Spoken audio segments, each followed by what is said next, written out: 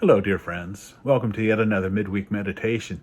I hope you feel the blessing of God upon you today, and if not, well, perhaps this meditation might do it for you. I love a good story, don't you? And a story is so much better when it has a meaningful message to share. For thousands of years, we've told stories to our children, stories which teach them the values that lead to successful living. And although the subtleties of the message may be lost on kids, adults can find powerful lessons, even within so-called children's stories. Let's talk about one such story I'm sure you remember from childhood. Let's talk about Pinocchio. Now, what do you remember about that story? I'll tell you what I remember. I remember a boy made of wood with a cricket for a friend. I remember his nose grew longer when he told a lie. I might remember something about a whale, and at one point he was turning into a donkey or something.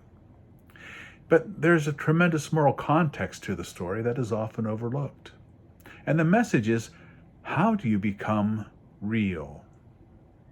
Pinocchio is carved by an elderly woodworker named Geppetto, but he's just inanimate, just a toy. But because of a powerful wish, Pinocchio is empowered to move and speak. But he still isn't real. He's still made of wood. But the blue fairy, the magic power that animated Pinocchio, tells him, prove yourself brave, truthful, and unselfish, and someday you'll be a real boy. But living by that moral code isn't easy, especially when temptations await for you unawares. So Pinocchio is assigned a conscience in the form of a cricket, and is exhorted to always let your conscience be your guide. Unfortunately, Pinocchio is sometimes too distracted to consult his conscience, and the results are disastrous. Blinded by the promise of fame and fortune and ignoring his cricket conscience, Pinocchio gets hired by a marionette showman named Stromboli, who basically enslaves him.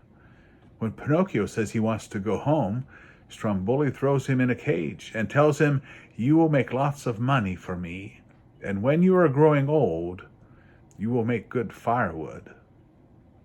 The blue fairy comes to rescue him, and Pinocchio tells a series of lies to excuse himself for going astray.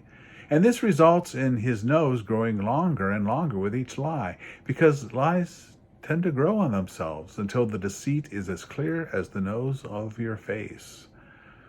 This causes the blue fairy to remark, "A boy who won't be good might just as well be made of wood." It begs the question, doesn't it? Are you a real person? Or are you a wooden replica of what a person should be? Once again, Pinocchio gets distracted and is lured away to a place called Pleasure Island, where boys are given the freedom to misbehave as much as they want. But the secret of Pleasure Island is that the boys who go there to misbehave eventually turn into jackasses who are then sold away to the salt mines. Surely you can see the moral lesson here. Misbehaving may be fun, but sin eventually makes jackasses of us all.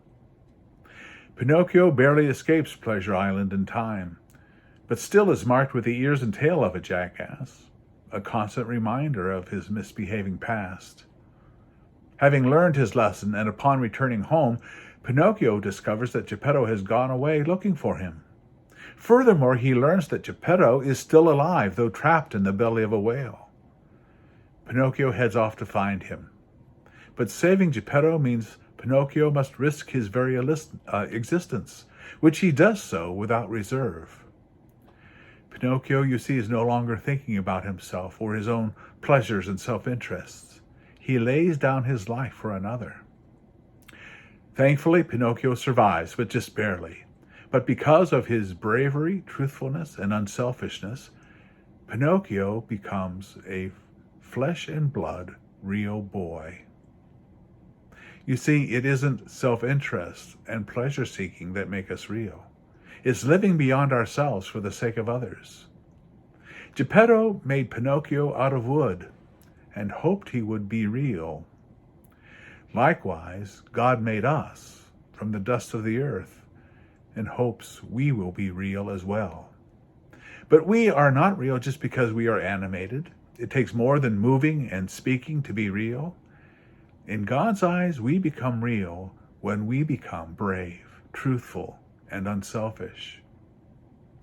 No, I'm not making that up. Hear this passage from Colossians and hear the message of Pinocchio throughout. Colossians 3 verses 5 through 10 reads as follows. Put to death, therefore, whatever in you is earthly, fornication, impurity, passion, evil desire, and greed, which is idolatry. On account of these, the wrath of God is coming on those who are disobedient. These are the ways you also once followed when you were living that life, but now you must get rid of all such things: anger, wrath, malice, slander, and abusive language from your mouth. Do not lie to one another, seeing that you have stripped off the old self with its practices and clothed yourself with the new self, which is being renewed in knowledge according to the image of its Creator. That's God's word for God's people. Thanks be to God. You see, God has a new self in store for you, and it's the real you He has in mind, the you He imagined at your creation. Not just animated, far from just moving and speaking. The real you is filled with the glory of God and all the joy and freedom that entails. So follow your conscience, dear friends.